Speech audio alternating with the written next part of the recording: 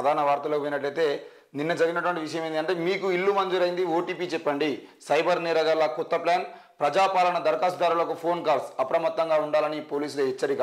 మొత్తానికైతే ఏది ఏమైనా కూడా నిన్న చాలామంది ఈ పోస్ట్ని వైరల్గా మార్చిర్రు. మరి అది నిజంగా ఎవరెవరికి ఫోన్ కాల్స్ వచ్చినాయి ఏంది అనే విషయం పూర్తిగా ఆధారాలు చెప్పకపోయినప్పటికీ కూడా మరి మొత్తానికైతే ఇట్లాంటివి జరిగేటువంటి అవకాశాలు అయితే కనబడతా ఉన్నాయి. ఎందుకనంటే మొన్న జరిగినటువంటి అప్లికేషన్లకు సంబంధించిన విషయంలో, ప్రజాపాలన అప్లికేషన్లకు సంబంధించిన విషయంలో దాదాపు 1,25,00,000 మంది అప్లికేషన్ పెట్టుకోవడం జరిగింది. మరి 1,25,00,000 అప్లికేషన్లు వచ్చినాయి అంటే వాటిని బేస్ చేసుకొని కొంతమంది సైబర్ నేరగాళ్ళు ఎవరైతే ఉంటారో వాళ్ళు మీకు ఓటీపీ వచ్చింది చెప్పండి, మీకు ఇల్లు మంజూరైంది, మీకు ఇల్లు మంజూరైందని చెప్పేసి చెప్పగానే దాదాపు 10 ఏళ్ళ నుండి ఎంతోమంది వెయిటింగ్లో ఉండి ఇళ్ళ కోసం చూస్తున్నటువంటి వాళ్ళు నిజమే అనుకోని, ముఖ్యంగా పేదరికంలో ఉన్న వాళ్ళు కానీ, గ్రామాల్లో చదువుకునేటువంటి వాళ్ళు కానీ, లేదంటే ఇంకా కొంతమంది ఆశతో ఉన్నటువంటి వ్యక్తులు ఎవరైనా ఫోన్ చేసి మీకు ఇల్లు మంజూరైంది, మేము ప్రభుత్వ ఆఫీస్ నుండి మాట్లాడుతున్నామంటే మీకు ఓటీపీ వస్తే చెప్పండి అని చెప్పేసి అడగగానే ఓటీపీ చెప్పేటువంటి అవకాశాలు ఎక్కువగా ఉన్నాయి.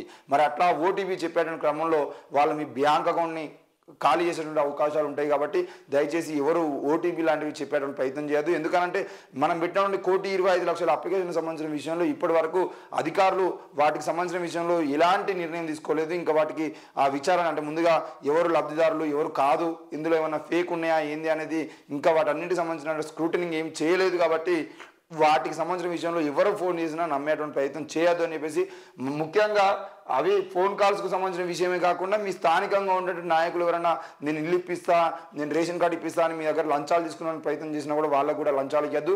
అది కేవలం ఆన్లైన్లో అప్లికేషన్ పెట్టుకున్నారు, అది అట్నే జరుగుతుంది. తప్పకుండా వాటికి సంబంధించిన వివరాలు మొత్తం మీ అధికారులు చూసుకుంటారు, కానీ మధ్యలో ఎవరిని బ్రోకర్లను కూడా నమ్మేటువంటి ప్రయత్నం చేయొద్దు. ఇకపోతే రెండోది, 6 గ్యారెంటీలకు శివయ్య దరఖాస్తు, కుటుంబ సభ్యులుగా పార్వతి, కుమారస్వామి, వినాయకుడు. సోషల్ మీడియాలో అప్లికేషన్ ఫామ్ ఒకటి వైరల్గా మారింది. మరి ఏది ఏమైనా కూడా ఏ అప్లికేషన్ పెట్టినా ఎక్కడ పెట్టినా ఇలాంటివి జరగడం కామన్. ఎందుకనంటే కొంతమంది చిల్లరగాళ్ళు ఎవరైతే ఉంటారో కావాలని ఇట్లాంటివి చేస్తూ ఉంటారు. మళ్ళీ వాటికి సంబంధించిన విషయంలో దొరికిన తర్వాత నేను ఏదో టైంపాస్ చేసిన అని చెప్పేసి మాట్లాడుతూ ఉంటారు.